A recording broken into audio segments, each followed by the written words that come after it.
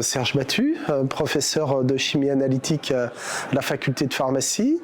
Et d'un point de vue scientifique, j'appartiens à l'équipe INSERM 1308, qui est l'équipe Capture, qui est une équipe qui va développer des projets de recherche centrés sur l'oncologie, la recherche dans le cancer, et le développement d'outils, en particulier d'outils analytiques, pour mieux comprendre et appréhender cette maladie.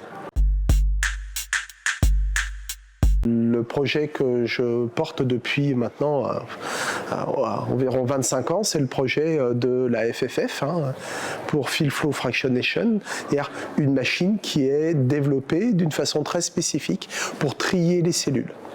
Et l'intérêt de trier les cellules, c'est que quand je les ai séparées, eh bien, je vais pouvoir ensuite identifier, caractériser ces cellules.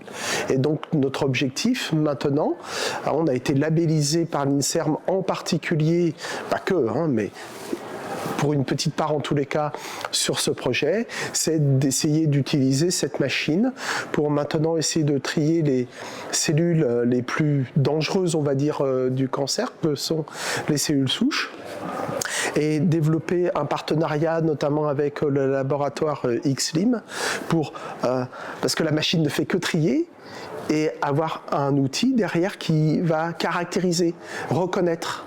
Et donc si on trie et qu'on reconnaît, on peut à ce moment-là quantifier la présence de ces cellules et donc donner un diagnostic et aussi donner un pronostic.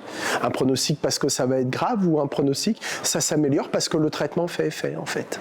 Voilà. Alors là, j'ai trouvé ça vraiment super. Au départ, j'ai eu un petit peu peur parce que on n'est plus habitué à avoir un timing extrêmement serré sur la présentation sur l'enchaînement plutôt des diapositives en fait. Les formats congrès, on nous donne un temps et c'est à nous de gérer, et on bouge pas de ça, et ça marche plutôt bien. Là, le défilement des diapos, moi j'avoue, ça me faisait un peu peur. La deuxième chose qui me faisait peur, c'est finalement quand j'ai découvert le programme et que j'ai vu que j'étais le seul scientifique au milieu de tout ça, j'y vais barber les gens, donc ça m'embêtait un petit peu, quoi, voilà. Mais bon, j'espère avoir réussi à simplifier la présentation des choses et à faire adhérer un peu les personnes au projet.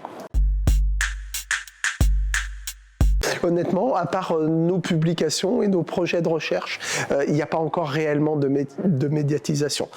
Ceci étant dit, la création de la start-up Damoclès va évidemment s'accompagner de tout le dispositif de communication.